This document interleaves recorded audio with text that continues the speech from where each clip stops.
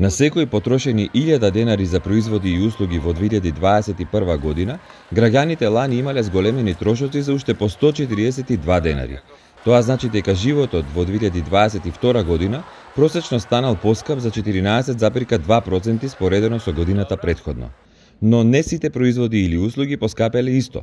Најголем раст на трошоците за живот статистиката забележува кај храната, и тоа за 21,5%. Потоа кај транспортот раст од 19,5%, кај енергијата и горивата за 16%, кај угостителските услуги од хотелите и рестораните за 15,5%, додека пак на пример облеката и обувките поскапеле најскромно за 1,8%.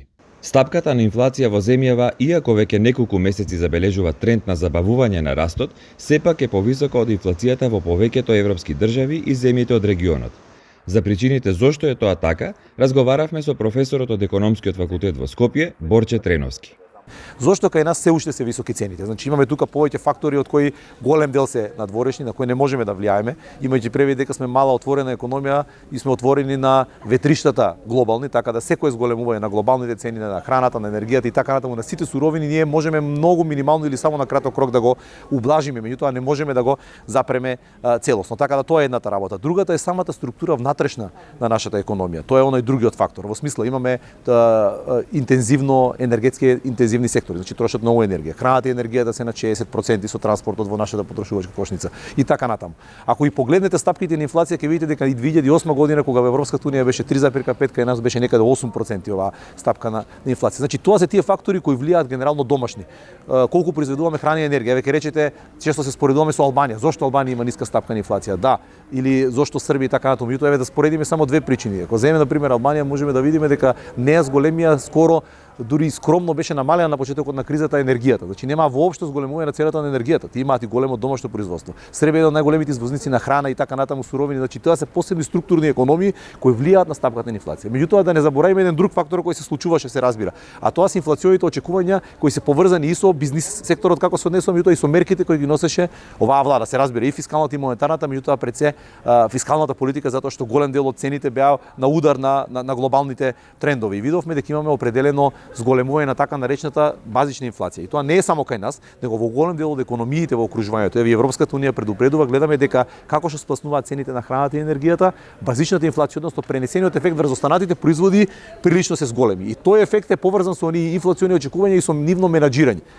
Зголемувањето на трошоците за живот значително го погодува животниот стандард на граѓаните, особено што растот на платите е помал од растот на цените. Сојузот на синдикати на Македонија пресмета дека сега минималната потрошувачка кошница изнесува 51.235 денари, од кои најголем дел се потребни за храна, каде што поскапувањето на производите е најголемо. Тоа ono што е болно во оваа ситуација е дека е најпогоден животниот стандард на оние со најниски примања. Зошто е тоа така? Затоа што кај нив пензионерите, оние со минимална плата и оние со ниски примања, социјалните случаи, над 85% од нивната потрошувачка кошница е за храна и енергија, каде што цените порасна од 30 до 40%. Значи тие се екстремно погодени. Иако просекот на инфлација, она што го кажуваме, е на пример на годишно од 12,5-13%, ако го земете личната инфлација само на тие луѓе кои трошат основни производи, може да стигне до 17-18%. Значи тие се прилично погодени. Меѓутоа она која е другата економска логика. Има една економска логика која тврди дека платите никош не може да ги победат цените. Значи ние не можеме да ги индексираме цело време платите затоа што на тој начин ние дополнително ќе ја подгрееме инфлацијата. Значи вие ако ги индексирате, ако ги зголемувате континуирано, ќе притискате на побарувачката затоа што основните производи мора да се трошат и тоа дополнително ќе влијае на инфлацијата. Значи во оваа ситуација затоа и се зборуваме за оние таргетирани мерки, односно да се влијае со мерки кои би делувале на намалување на порастот на цените, превентивно, ослободување даночни, таргетирани мерки со ваучери само за тие производи и така натаму, да не се прибегнува при преголеми системски зголемувања. Гледате дека имаше изјави и вчера и од Европската унија и така натаму дека очекуваното зголемување на платите во нивните сектори во Европската унија и во Соединетите американски држави може да влијае проинфлаторно, односно дополнително да го зголеми таа побарувачка над она која би можело да се зголеми.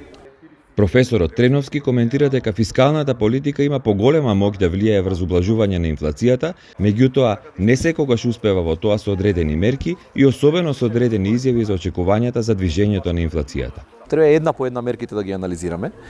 И од друга страна треба да видиме колку секоја има ефекти. Јас долго време повикувам и владата можеби требаше да го направи тоа, односно да проба да утврди колкав е ефектот од нејзините мерки со цел определени добри политики да ги продолжи, определени грешки да не ги продолжи понатаму.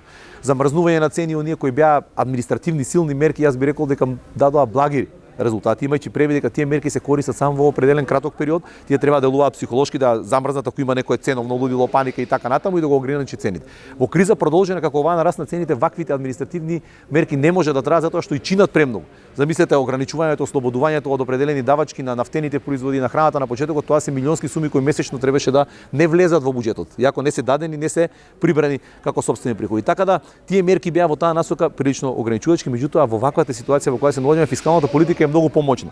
Затоа што монетарната политика може да влијае само на делот на побарувачката кој не зависи од оние основни фактори. Ако имате побарувачка над она која е основната цена или производ и таа побарувачка ако креира пораст на цената вливате на тој дел. На основниот дел, изголемување на цените многу поделотворна во ваква ситуација во која се наоѓаме е фискалната политика. И најголем дел од мерките, ако ги погледнете и на европско ниво и така натаму, моментално во наредната 2023 година се насочени кон превентивно однапред намалување на цените. Што значи тоа? Значи тоа се определени даночни ослободувања.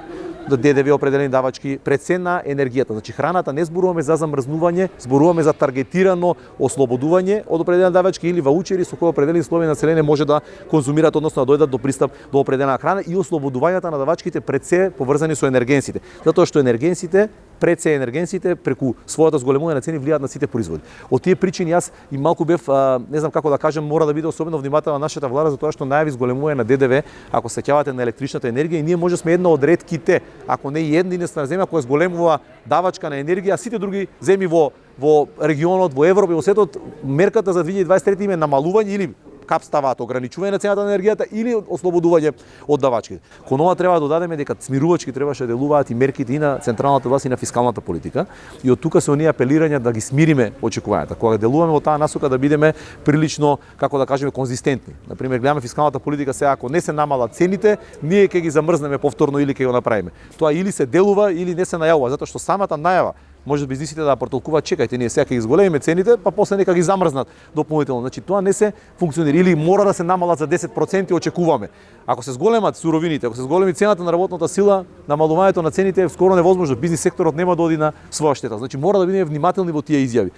Што се однесува до монетарната политика пак, Треновски, кој што е дел од Советот на Народната банка, вели дека оваа институција будно следи и со своите инструменти делува таму каде што може да се превенира, водејќи сметка да не ја заострува политиката со превисоки камати, кои што потоа би можеле негативно да се одразат на економската активност. Добро ги имате фатено двете делови. На една страна имате монетарна политика која влијае за зауздување на инфлацијата, меѓутоа од друга страна таа може да влијае на инхибирање, односно намалување на економската активност. Од тие причини кажавме дека во ваквата состојба, кога ги имате на страната на понудата шок, значи на работната сила, цените, суровините, нафтата, енергијата, многу поделотворена е фискална.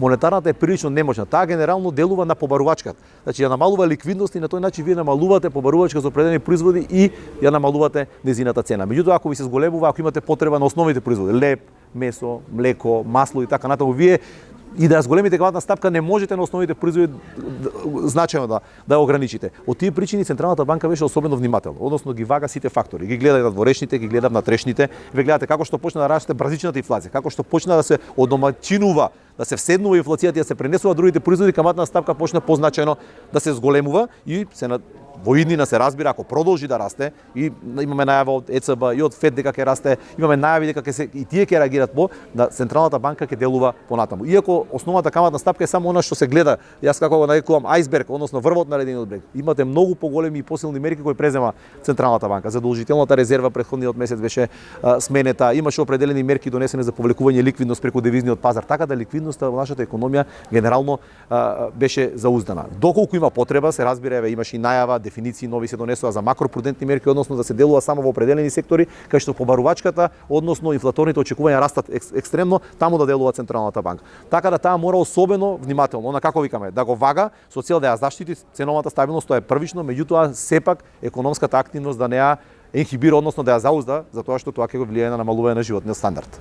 Според проценките на Народната банка, инфлацијата годинава ќе биде помала од лани и ќе се движи помеѓу 8 и 9%, но главно ќе зависи од развојот на конфликтот во Украина, како и евентуалните нови прекини во синџирите на снабдување поради ковид ситуацијата во Кина.